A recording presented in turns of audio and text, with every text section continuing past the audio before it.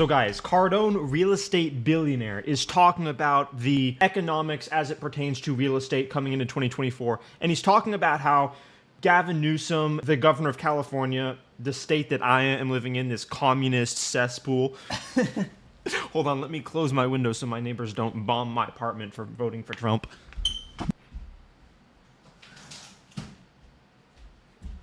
There you go. Didn't want to suffer a fate of tolerance, if you know what I'm saying. But anyway, these degenerate communist, anti-reality freak shows and their policies are sending mass migration from California, from New York, into Texas, and into Florida. And it just makes me think about the level of narcissism that is required for these insane leftists to operate. Austin and Houston, two of the biggest cities in Texas, and both cities that I'm deeply familiar with, how they're going to essentially become super cities. And it's not just because people are moving there, but the cream of the crop are moving there. People that are awake enough and industrious enough and ambitious enough to flee the communist zones of high taxes and left-wing policies where there are homeless people everywhere because people don't want to believe in capitalism and believe in the individual and believe in self-actualization.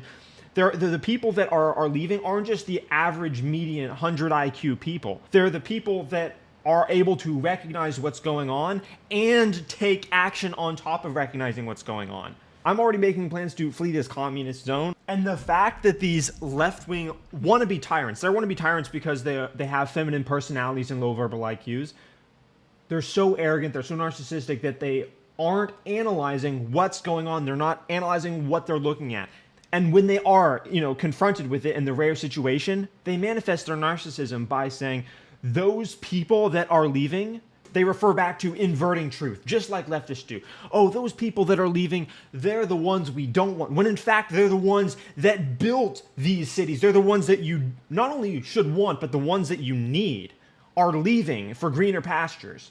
California, I can tell you this right now, Los Angeles and California is currently trading on a reputation that is 50 years old. California in the 1970s used to be the land of milk and honey. It is now the land of cracked sidewalks and shit everywhere. Dude, it is bad. The leadership is trading on people sleepwalking, but people are waking up. And the problem is with sleepwalking is it's not reality. These people that think there's no problems going on in California, that these leftist policies have no consequences, that raising the taxes from 13 to 16% in 2020, and then even more. Dude, I was buying a tiny canister of butane to fill this lighter right here. Look how tiny this is. It cost me $14. The actual butane, which is outlawed in most of California, quantities greater than a couple ounces, cost me $4. And then California charged me $10 on top of that for a tiny fucking thing of butane. The state is mentally handicapped with the woke mind virus. The woke mind virus is the common theme. Of course, you could get deeper in the analysis and understand that it is Marxist philosophies, postmodern neo-Marxist ideologies predicated on resentment. That's the level that I'm used to thinking on because, when you have enough practice, things just become obvious and transparent. They're releasing violent criminals out of prison, both in California and in New York.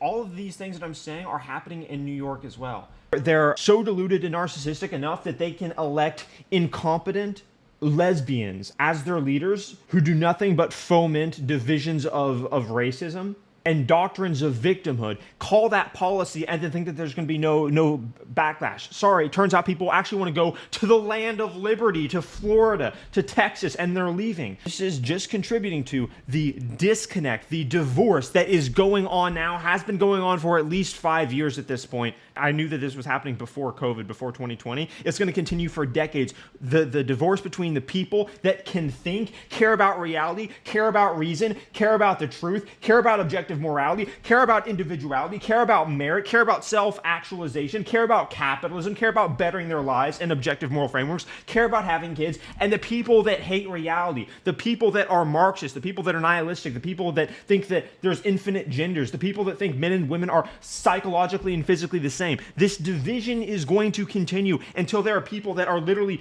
sleepwalking in a drug-enhanced haze, calling California the land of, the most prosperous state. And then there are going to be people free, religious, raising families in Texas, Florida, with clean societies that have to abide by laws. And watching Grant Cardone talk about this, I mean, he's a a real estate billionaire, so he knows what he's talking about, and it made me think about how important this is to discuss, because you got to understand the way things are moving. The Society has realized that the left has stopped playing the game of trying to make sense. They're no longer even pretending to believe in the mechanisms that reveal truth, like free speech. That's the reason why Elon had to buy X, to enshrine free speech so that people could reveal truth and actually engage in that mechanism of sharing ideas freely without censorship to discover what's better. The left doesn't believe in that, and people have realized that the left doesn't believe in that. And so it's like an irreconcilable difference in a relationship. The left has said we want to be tyrants. We're going to attempt to imprison the leader of our political opposition. We are going to say we do not believe in free speech. We are going to say that we think men can become women and that it is virtuous to cut off the genitals of young boys. We want to increase your taxes. We want to, dude, the list goes on indefinitely. I don't need to spell it all out again, but you get the point. The biggest problem is that they don't believe in objective morality. The biggest problem is that they don't believe in objective truth. Those two pillars are the pillars that hold up Western civilization. Objective truth, reason, rationality, logic. Objective morality, that's heavily religion in this country.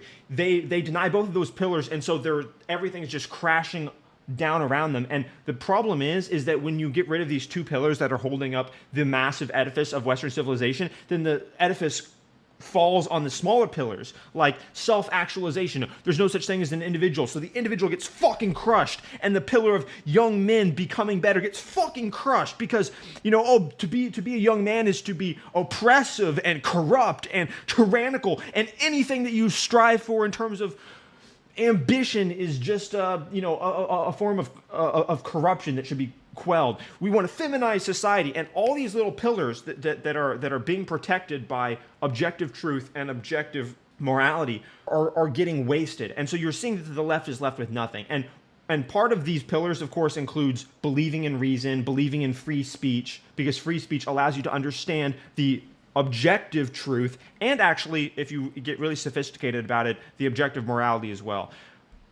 Because when people can converse freely, it becomes very clear that unobjective ethics governs the world.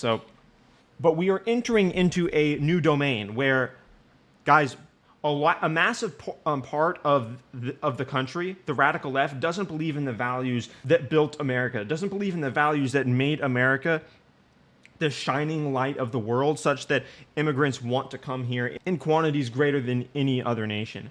And they're driven by resentment. They want to destroy America. They want to be tyrants, and they hate morality. Everywhere you look, you're seeing it, and it's just going to get worse until the 2024 election.